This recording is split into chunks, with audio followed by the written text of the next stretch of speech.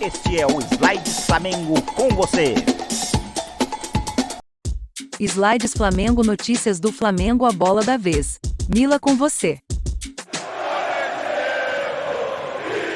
Olá, nação, sejam bem-vindos ao Slides Flamengo. Mila e eu, Bugrão, a notícia viva com você, em tempo real. Slides Flamengo e você, trazendo a notícia atualizada, para te manter torcedor rubro-negro sempre bem informado, dos últimos fatos da notícia dele nosso Flamengo. Se gostar, considere se inscrever no Slides Flamengo, e deixar seu like.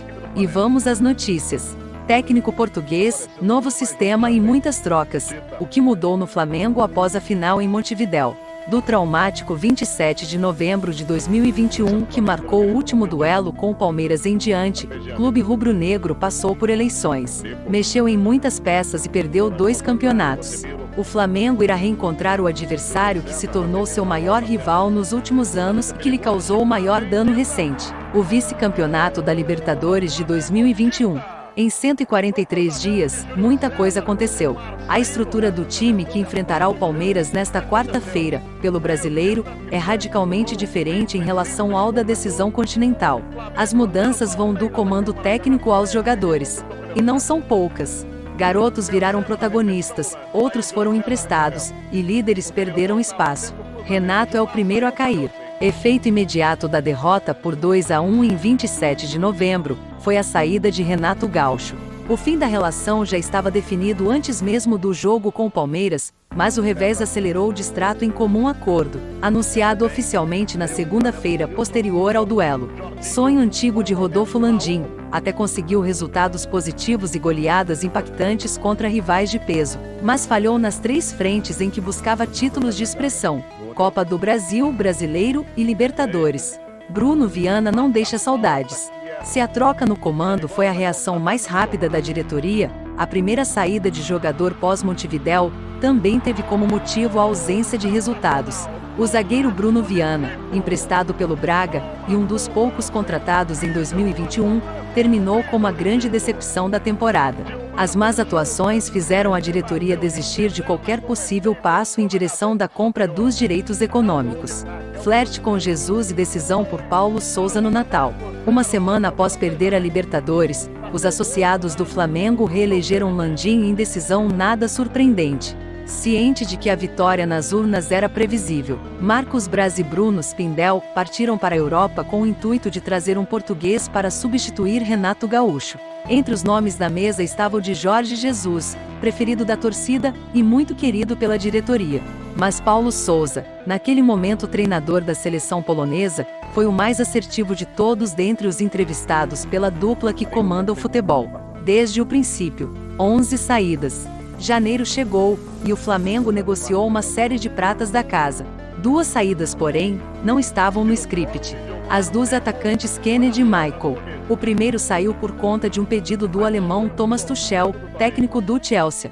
Já o outro rendeu ao Flamengo quase 50 milhões de reais ao partir para o Al Hilal.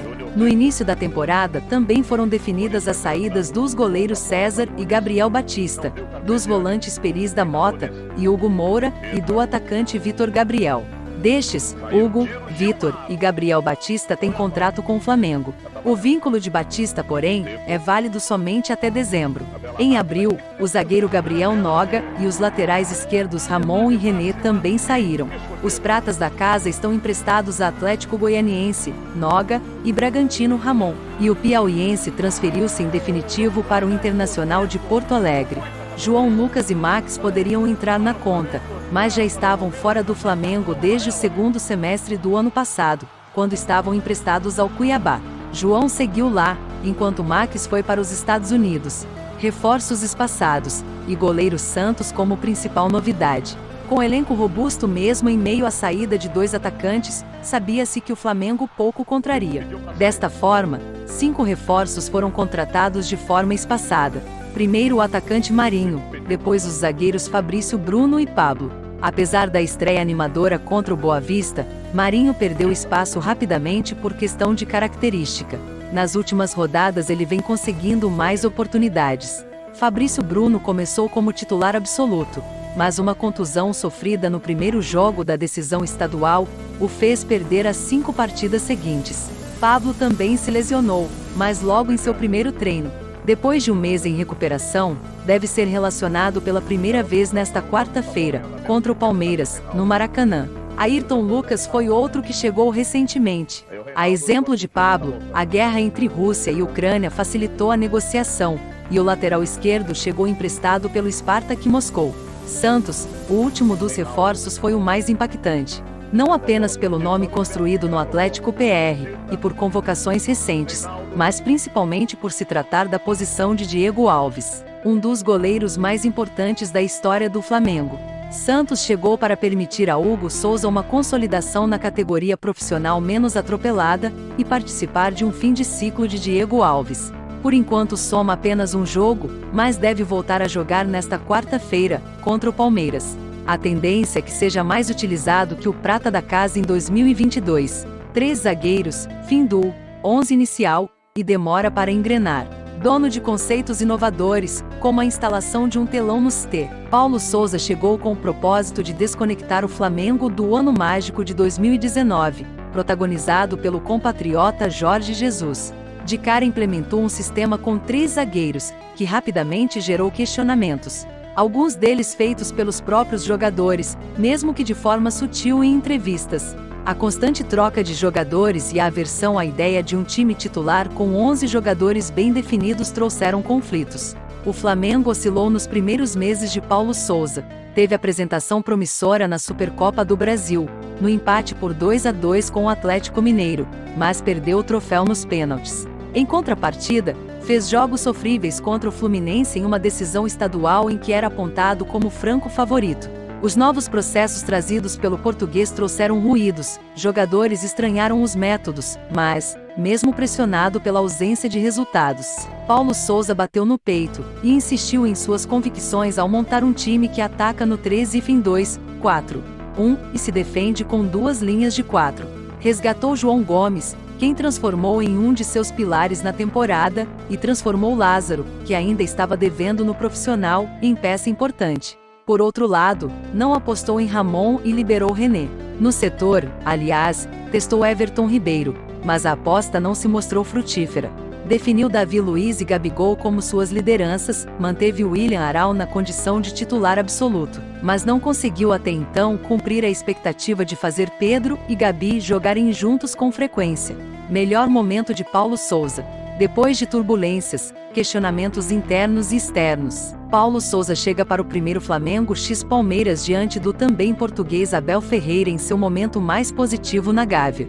Seus jogadores mais criativos têm dialogado com maior facilidade e estão mais próximos. A marcação alta está ajustada, e as oportunidades têm sido criadas com maior constância. Em meio ao futebol que começa a aparecer com maior consistência, vitórias convincentes contra Talheres e São Paulo vieram.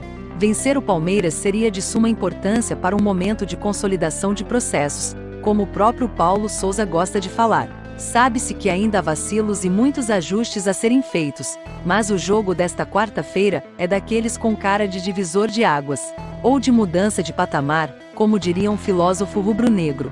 Agora é com ele o torcedor raiz mais apaixonado desta nação. Bugrão, a bola é sua. Bugrão, fala Bugrão.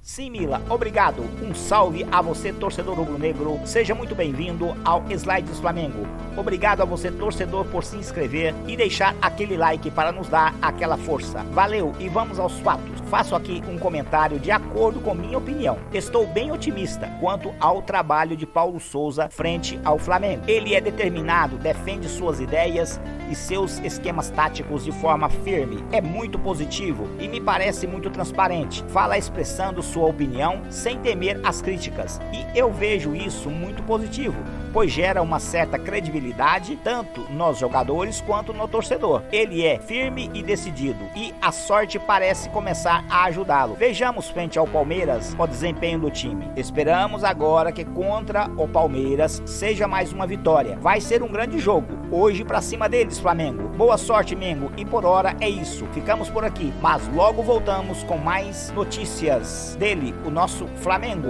para mantê-lo sempre bem informado. E aqui vai aquele abraço de trincar ripas das costelas, de tão apertado, do amigo Bugrão. Tchau, torcedor rubro-negro. Tchau, nação.